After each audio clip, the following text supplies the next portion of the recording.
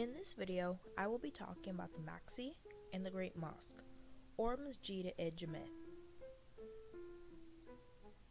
First, I will be focusing on the Masjid, which was designed by Zaha Hadid in 1998, completed in 2009, and later opened in April of 2010.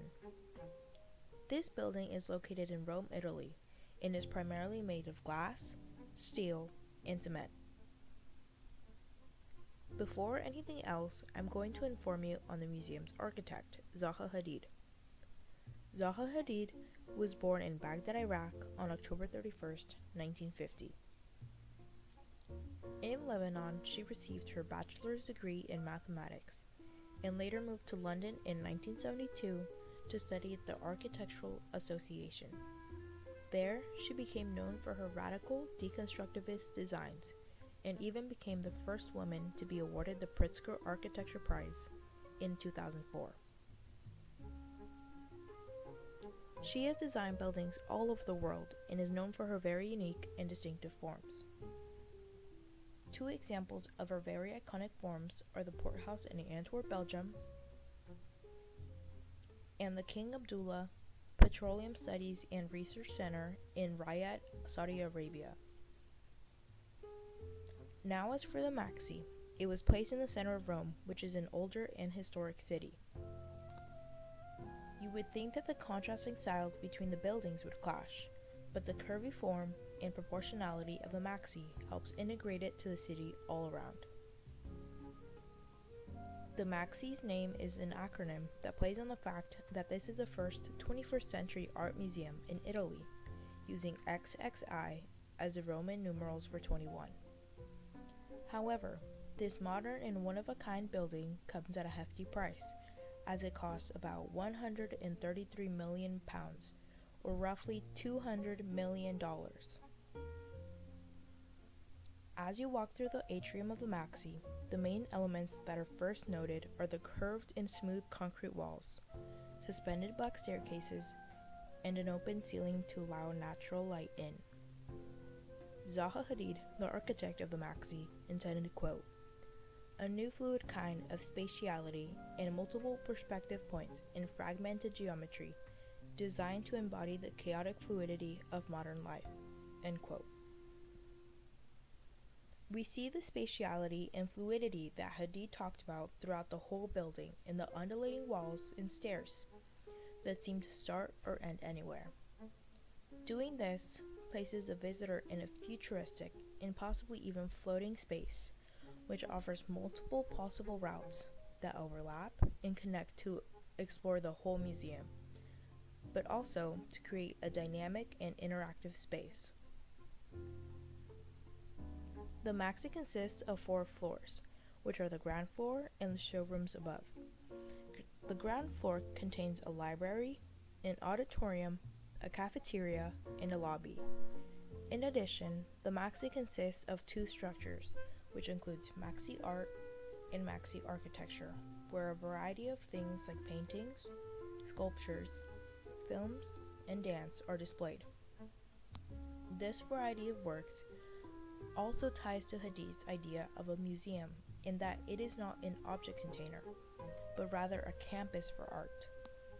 The 2nd, 3rd, and 4th floor are fully dedicated showrooms. Here we see one of the intended purposes for the smooth concrete walls with the glass and steel, which gives a necessary space of neutrality so that the works displayed get the viewer's full attention. A building that can be compared to the Masjid is the Great Mosque, or Masjid-e Jameh. This mosque was started in 700 CE, and additions and restorations were done in the 14th, 18th, and 20th centuries. This mosque was made or influenced by Islamic and Persian cultures, but more specifically Seljuk, Ilkhanid, Timurid, and Safavid dynasties. This building is located in Isfahan, Iran, and is made of stone, brick, wood, plaster, and glazed ceramic tile. The Great Mosque has been around for a very long time and is even the oldest standing mosque in Iran, having been started in 700 CE. Since this mosque has been around for a long time, the urban city of Isfahan was able to grow around it along with the Muslim population. This mosque is very large too, as it is common to enlarge a mosque in order to accommodate the growing population of Muslims in the city. This mosque is also large to show the patron's wealth, which may have been one of the leading causes in the advancements and innovations made in architecture. Not only did the city of Isfahan grow, but the commercial activities seen outside of the mosque did as well. The Great Mosque is not only known for being a center of worship and prayer, but also a place for urban integration since it shares walls with other buildings and facilitates public mobility and commercial activity. The courtyard of the mosque also serves more than one purpose and is a place where many gather to socialize. In addition, the movement in the mosque is also believed to become a journey and a stroll through time. This mosque is a result of continuous construction, reconstruction, additions, and renovations from about 771 CE to the end of the 20th century. Due to this, we see the evolution in a sequence of architectural construction and decorative styles over the different periods in Islamic architecture. This building even contains an earlier mosque with a single inner courtyard which already existed on the current location. The Great Mosque, or the Friday Mosque, is also considered as a prototype for the future creation of 4 Iwan mosques. An Iwan seen on the Great Mosque is an enormous, arched, and open-sided room. In the Great Mosque, these Iwans are seen on all 4 sides because the building was created using the new 4 Iwan layout, and each of the Iwans face a cardinal point with a courtyard and a 2-story arcade connecting the 4 Iwans. The Qibla Iwan on the south side, however, gives a correct direction for prayer, which is towards Mecca. This Iwan is distinct because it's the only one that's flanked by 2 cylindrical minarets and serves as an entrance to one of the 2 large domed chambers within the mosque. Having this mosque completely connected with a large courtyard in the center to allow air provides a tranquil and serene space away from the chaotic city. The Iwan's walls include intricate designs, calligraphy, and arabesques, which are geometric floral patterns created using tile work. The designs were handmade by artisans who would use hammers to create the individual tiles, which would be assembled onto the Iwan one by one. This intricate and colorful decoration of the Iwan also ties a main role of Islam to the building. The Iwan does not contain any icons or idols, and it helps remind the faithful of an eternal paradise. In the arcade, there are multiple prayer halls, which are from different eras, becoming more and more ornate over time, with piers and vaults adding ventilation and lighting. One prayer hall is made of brick and dates back as far as the 11th century.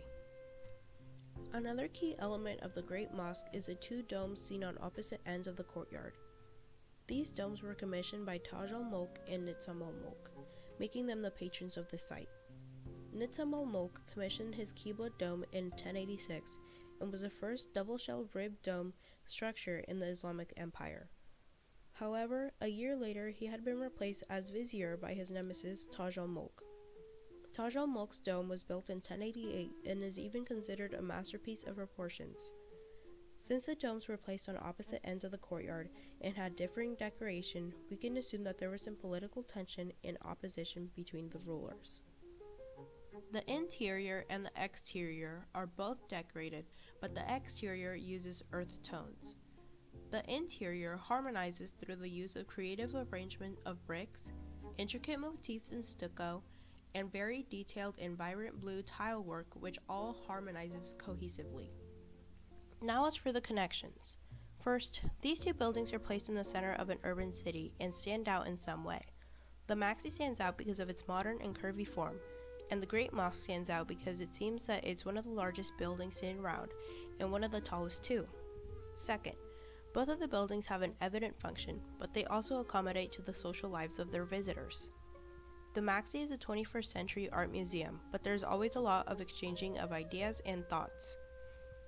The Great Mosque is a place where the faithful can go and pray, but it is also a site for social interaction and seems to even facilitate public mobility and commercial activity. Finally, there's also some kind of innovation seen in each of the buildings. The Maxi is the first curvy and modern building seen in the older city of Rome, while the Great Mosque is the first time where the 4 Iwan layout was used as well as a double shell ribbed dome.